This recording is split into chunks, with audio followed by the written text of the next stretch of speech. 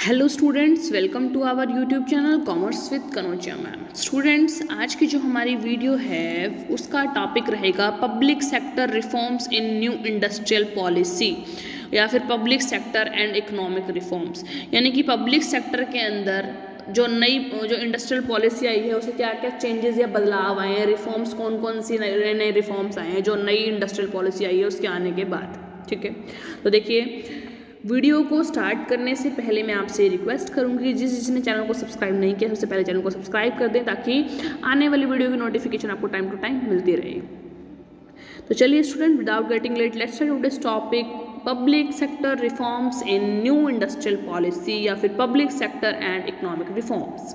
The following important decisions have been taken in new industrial policy 1991 with regard to public enterprises. First one is, देखो, in the industrial policy of 1956 17 industries were reserved for public sector। मतलब public sector के पास 17 जो industries थी वो reserve थी। But under economic reforms drive government D reserve the industries in phase manners and presently आज के time में सिर्फ 2 ही इंडस्ट्रियल सेक्टर है जो पब्लिक सेक्टर के अंडर आते हैं। This 2 sectors are atomic energy और रेलवे। यानी गवर्नमेंट सेक्टर के पास आज के टाइम में सिर्फ 2 ही सेक्टर हैं। कौन कौन से?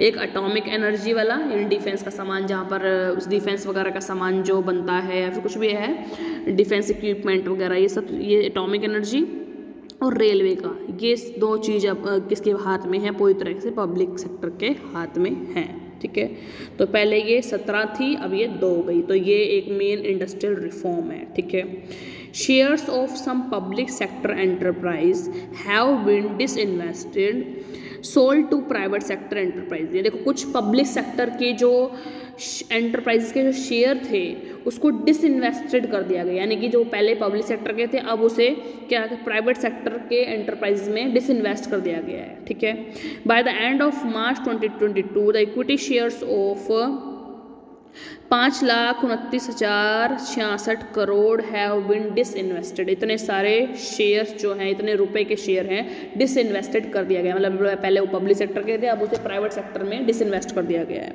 6 पब्लिक सेक्टर एंटरप्राइजेस को जो है will be subject to some same policy as a private sector enterprise. जो मतलब ऐसी पब्लिक सेक्टर एंटरप्राइजेस थी जो चल नहीं पा रही थी, बिल्कुल सिक हो रही थी, मतलब उससे कुछ भी फायदा नहीं हो रहा था, उसको चेंज कर दिया गया, उसको प्राइवेट सेक्टर के हाथ में सौंप दिया गया कि आप अब इसे अच्छे से चला लो। ठीक है, public sector enterprises will be made more efficient through the medium of memorandum of understanding. देखो, मेमोरेंडम ऑफ अंडरस्टैंडिंग में क्या था? गवर्नमेंट का कंट्रोल कम कर दिया गया और जो एम्प्लॉयज़ हैं उनको अपने काम के लिए अकाउंटेबल घोषित कर दिया गया कि भाई आप जो काम करोगे आप उसके लिए रिस्पॉन्सिबल रहोगे, आप उसके लिए अकाउंटेबल रहोगे। इससे क्या हुआ है? अच्छे से अच्छा हमें क्या मिला है? रिजल्ट मिला है। लोग जो पब्लिक सेक्टर में जो ऑफिसर हैं वो ढंग से काम कर रहे हैं अच्छे तरीके से। ठीक है, आगे है to generate resources, improve transparency, efficiency and corporate responsibility. Shares of PSU will be listed on stock exchange. जो शेयर्स हैं पब्लिक सेक्टर यूनिट्स के, उनको स्टॉक एक्सचेंज पे लिस्टेड कर दिया गया। मतलब वो स्टॉक एक्सचेंज पे लाकर सेल और परचेज उनकी शुरू हो गई। ठीक है, आगे है किस चीज़ के लिए किया गया? ये एफिशिएंसी और ट्रांसपेरेंसी को इंक्रीज करने के लिए। जो नवरत्न थे, जुलाई 1997 में जो पब्लिक सेक्टर अंडरटेकिंग्स थी, 11 मेजर पब्लिक सेक्टर अंडरटेकिंग्स को नवरत्न घोषित कर दिया गया। और presently there are 11 Maharatna and 13 Navratna public enterprises. लेकिन आज के टाइम में अगर आप चेक करोगे गूगल पे तो आपको ये देखेंगे कि एक और महारत्न ऐड हो गया और एक और नवरत्न ऐड हो गया। यानी कि 12 महारत्न हो गए और 14 नवरत्न हो गए। ठीक है, पब्लिक एंटरप्राइजेस, इनके नाम ये हैं, देख लो। 11 महारत्न एंटरप्राइजेस जो हैं coal India limited, IOCL, NTPC, ONGC, भेल, GAIL, BPCL, HPCL, PGCIL, PFC and SAIL. और जो नवरत्न हैं वो हैं CCIL, MTNL, OIL, RINL, BEL, HAL, EIL, NLCL, NACL, NMDCL, MBCCL, SCIL and REC। ये जो हैं ये सारे क्या हैं, नवरत्न और हमारे टोटल जो है महारत्न हैं। ठीक है।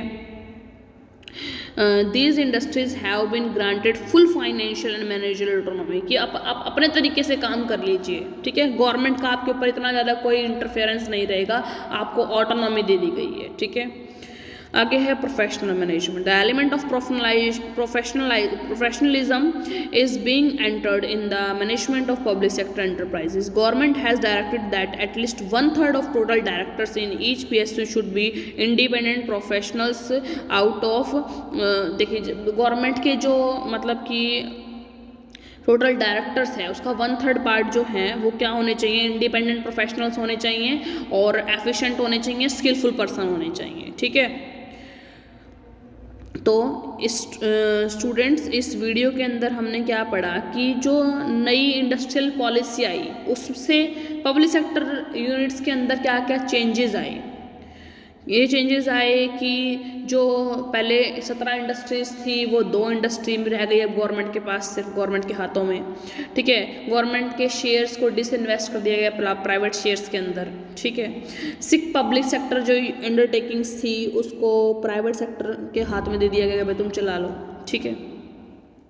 आगे है जो मेमोरेंडम ऑफ अंडरस्टैंडिंग पर बहुत ज़्यादा जो है मतलब ध्यान दिया जाने लगा, क्योंकि मेमोरेंडम ऑफ एसोसिएशन से क्या हुआ, अंडरस्टैंडिंग से क्या हुआ है कि जो सारा गवर्नमेंट का कंट्रोल था ना वो प्रॉपर गवर्नमेंट ने अपना कंट्रोल थोड़ा हटा लिया है और जो एम्प्लॉयज़ हैं वो खुद से अकाउंटेबल होंगे उसके अंदर, तो इसलिए वो अच्छे तरीके से वर्क करेंगे। गवर्नमेंट का बहुत ज़्यादा कंट्रोल नहीं होगा, गवर्नमेंट हर चीज़ में टांग नहीं अड़ाएगी आके अपनी। ठीक है। और जो ट्रांसपेरेंसी शो करने के लिए, एफिशिएंसी शो करने के लिए क्या किया है, गवर्नमेंट के जो शेयर्स थे उनको स्टॉक एक्सचेंज पर लिस्ट कराया गया। ठीक है।